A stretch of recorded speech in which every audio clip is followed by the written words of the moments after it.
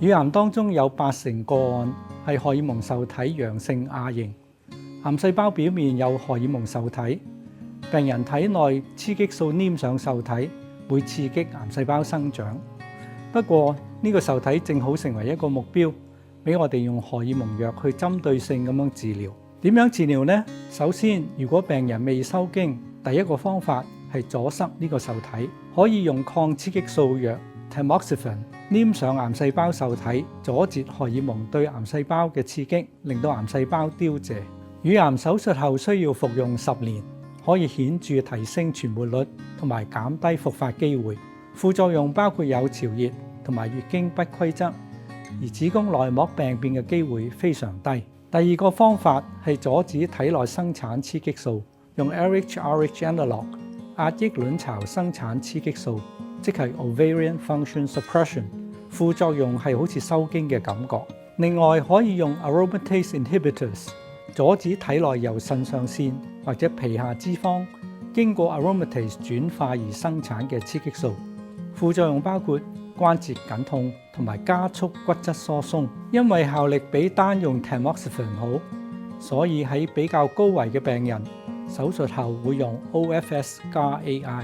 如果病人已經收經，卵巢就冇功能，單用 AI 就可以降低體內嘅雌激素。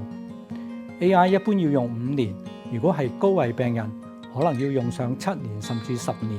仲有第三個方法係用雌激素受體下調劑，直接令到雌激素受體降解，癌細胞就收唔到雌激素嘅刺激。有針劑亦都有口服，副作用係些微疲倦或者腸胃不適。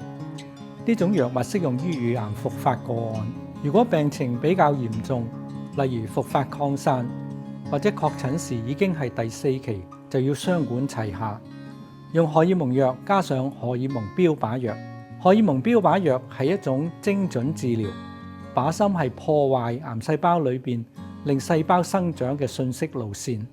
第一種係 CDK4/6 抑制劑口服藥，佢阻截一條叫做 Cyclin D 嘅路線，令癌細胞失去咗刺激佢生長嘅信息。如果病人用緊 Tamoxifen 而且已收經，可以轉用 AI 加 CDK4/6 抑制劑。如果未收經嘅話，就需要加 OFS 嚟到壓抑卵巢。當腫瘤已經擴散，呢一類藥物需要長期服用。副作用包括白血球數量降低或者肚瀉。因為藥物相當有效，所以而家已經提早咗喺手術後使用。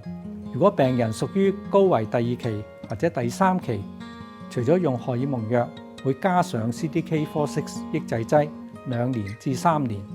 荷爾蒙標靶藥仲可以針對 PIK3CA 同埋 mTOR 2個信息路線，可以用次世代基因排序去測試癌細胞有冇呢2個基因變異。